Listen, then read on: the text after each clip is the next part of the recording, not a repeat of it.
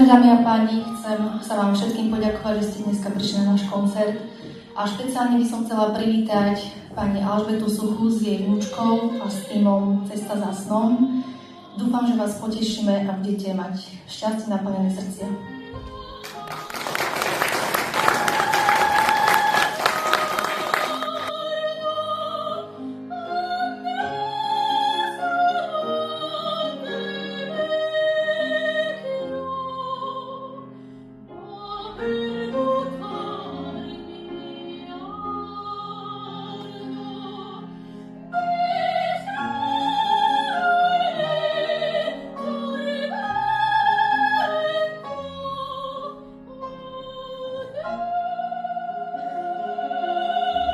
Daj ruku, budeme súdržné, dáme si ruku.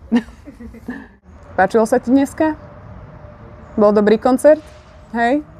Aj opera, aj trošku jazz. No? Babi má 90 rokov a v podstate minulý rok v októbri sme prešli porážkou a vlastne síce nebola tá rekonvalescencia jednoduchá.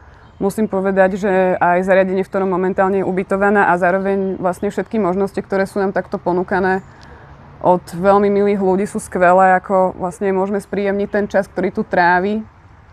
A chcela by som ešte raz veľmi poďakovať na nás dve združeniu Cesta za snom, pretože je veľmi v dnešnej dobe vzácne vidieť ľudí, ktorí proste majú túžbu pomáhať a robia tie veci proste nad rámec svojich povinností a dalo by sa takto hovoriť prakticky dlho o tom, čo ľudia pre paliatívnych robia, pretože si myslím, že je to zrovna skupina ľudí, ktorí by si zaslúžili väčšiu pozornosť a o to som vlastne radšej, že toto združenie vzniklo.